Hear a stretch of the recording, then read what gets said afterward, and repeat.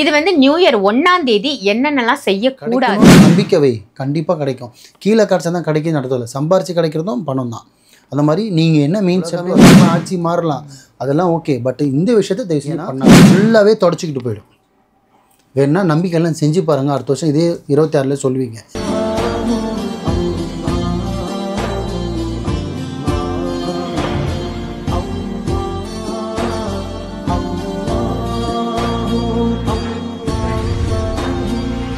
மர்ஜன் மணியர்கள் அனைவருக்கும் அன்பான வணக்கங்கள். புழல் காவாங்கரை MM டவர்ஸ்ல இருக்கக்கூடிய மாலிக் பாய் அவர்களை தான் சந்திக்க வந்திருக்கோம். வணக்கம் பாய். வணக்கம்மா.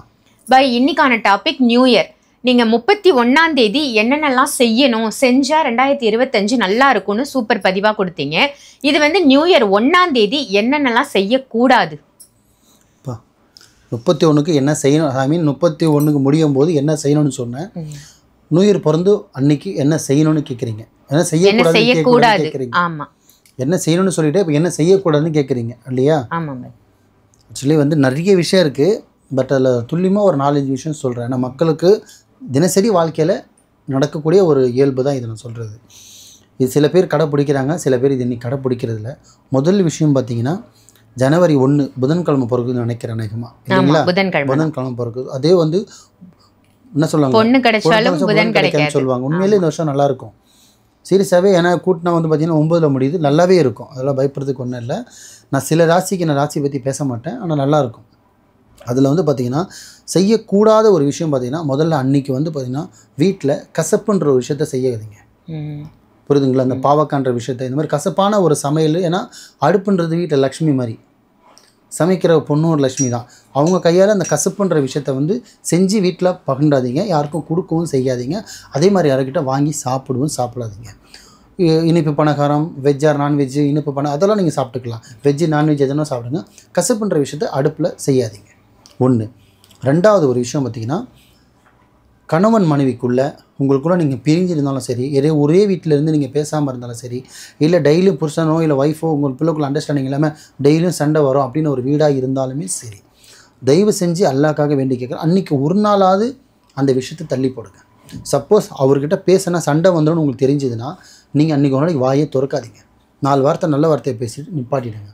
அதே மாதிரி தான் ஜென்ஸுக்கும் சொல்கிறேன், உங்களால் அன்றைக்கி ஒரு நாள் இருக்கிற வீட்டில் இருக்கணும், நிம்மதியாக வாழ விடுங்க. அதனால் அன்றைக்கி வந்து கணவன் மனைவி தயவு செஞ்சு, ஏன்னா வீட்டில் கணவன் மனைவின்ற பந்தம் வந்து ரொம்ப அம்மா அப்பாவோட பெரிய பந்தம் தான் கணவன் மனைவின்ற பந்தம்.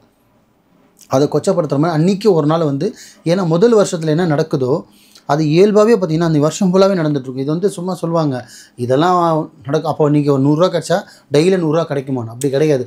கிடைக்கணுன்ற நம்பிக்கை வை, கண்டிப்பாக கிடைக்கும். கீழே கிடச்சா தான் கிடைக்கும் நடத்தல, சம்பாரித்து கிடைக்கிறதும் பணம் தான்.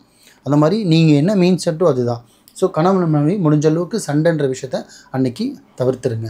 முடிஞ்ச அளவுக்கு யாரோ ஒரு ஆள் அது கொஞ்சம் கண்ட்ரோலாக இருந்துருங்க. ஸோ 2. 3வது என்ன விஷயம்னு பார்த்தீங்கன்னா, நீங்கள் ஃபைனான்ஸ் கொடுறீங்களோ வட்டி கொடுற ஆளாக இருந்தால் பிஸ்னஸ் ரீதியாக இது வேறு. நான் பிஸ்னஸ் ஆளுங்களுக்கு பேசலை, அவங்களுக்கே முடிஞ்ச அன்றைக்கி பார்த்தீங்கன்னா ஃபைனான்ஸ் கொடுறவங்களுக்கும் சொல்கிறேன், பொதுமக்களுக்கும் சொல்கிறேன், நார்மலான பீப்புளுக்கும் சொல்கிறேன். கடன் வாங்கி இன்றைக்கி 1ஆம் தேதி வந்தால் 2ஆம் தேதி கட்டி ஆகணும், அதெல்லாம் ஒன்றும் கிடையாது, நம்மளுக்கு தமிழ் வருஷ பருப்பு தானே, இது ஆங்கில புத்தாண்டு தானே அப்படின்னு நினச்சிக்க மாட்டோம். கேர்லெஸ்ஸாக எடுத்துடாதீங்க. கடன் அன்றைக்கி வாங்காதீங்க, தவிர்த்துடுங்க.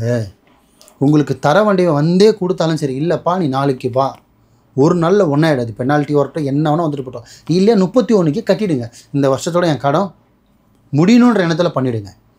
நாளைக்கு தான் கட்ட போகிறீங்க, நீங்கள் 1 தான் பேங்க்கில் டியூ கட்டணும், இல்லை 1ஆம் தேதி அவர் வந்துருவார்னா 1 உங்கள்கிட்ட காசு இருந்தால் கடை வாங்குறீங்களோ 31க்கே வாங்கி இந்த வருஷத்தோட கடன் முடிஞ்சணுன்ற எண்ணத்தில் பண்ணுங்கள், கண்டிப்பாக முடியும்.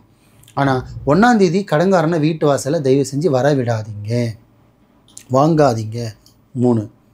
4வது, நீங்கள் கடன் யாருக்குன்னா கொடுக்குற ஆளாக இருக்கீங்க, நேற்று கேட்டிருந்தாங்க, முன்னாடி கேட்டாங்க, 1ஆம் தேதி வர சொல்லியிருக்கேன் நான் தரப்போகிறேன் அப்படின்னு பார்த்தீங்கன்னா, நீங்கள் உங்களுக்குன்னு ஒரு தொகையை வந்து வீட்லேயோ சேமிப்போ வச்சுருப்பீங்க. ஒரு இடத்துல ஒரு உண்டியோ கல்லாப்பெட்டியோ ஒரு பேக்லேயோ ஒரு பணம் வைக்கிற இடத்துலையோ சேஃப்டியான இடத்துல வைப்பீங்க.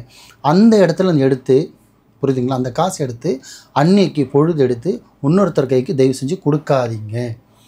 அன்றைக்கி நீங்கள் உங்கள் நண்பர்கிட்டையோ தாய்கிட்டையோ தந்தைக்கிட்டையோ ஒரு அன்பளிப்பாக வாங்கிறது வேறு, கடன் வாங்கிறது வேறு. ஏன்னா இன்றைக்கி கடன் வாங்கினீங்கன்னா அதே கடத்தை நீங்கள் ரொட்டீனாக பண்ணிட்டு தான் இருக்கணும். அதே மாதிரி கடனை நீங்கள் வாங்கி கொடுத்தாலுமே வருஷம் ஃபுல்லாக உனக்கு கொடுத்துக்கிட்டே தான் இருக்கணும், வராது. அதனால் தயவு செஞ்சு 4வது விஷயம், இந்த கடன் வந்து கொடுக்கவும் செய்யாதீங்க. ஃப்ரெண்டு கேட்டால், அன்பளிப்பாக கேட்டால், அம்மா கேட்டாங்கன்னா வீட்டில் உறவினருக்கு கொடுக்குறது வேறு. ஒருத்தர் கடமே கிடையாதுங்க, நாளைக்கு குத்துருவாருங்க அப்படின்னா கூட தயவு செஞ்சு கொடுக்காதீங்க. 1/31 கொடுங்க, இல்லை 2ஆம் தேதி கொடுங்க.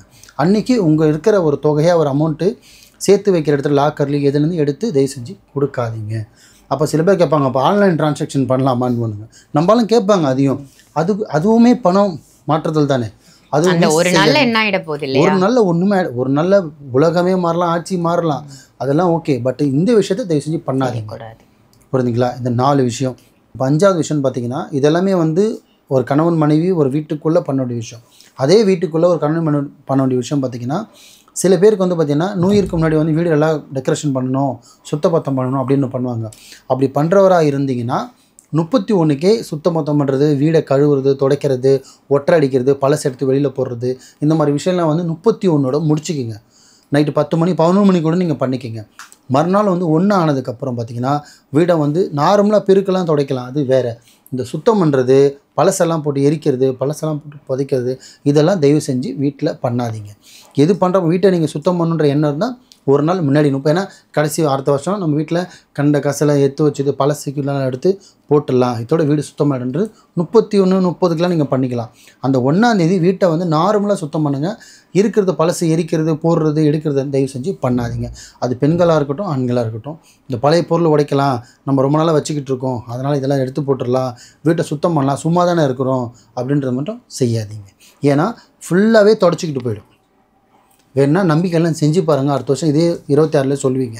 ரொம்ப சிறப்பாக சொன்னீங்க பாய். 2025 1ஆம் தேதி என்னெல்லாம் செய்யக்கூடாது, இதெல்லாம் செய்யாமல் இருந்தால் உங்கள் வாழ்க்கையே நல்லா இருக்குன்னு அருமையான தகவலாக மக்களுக்காக கொடுத்துருக்கீங்க. மிக்க நன்றி. நன்றிம்மா.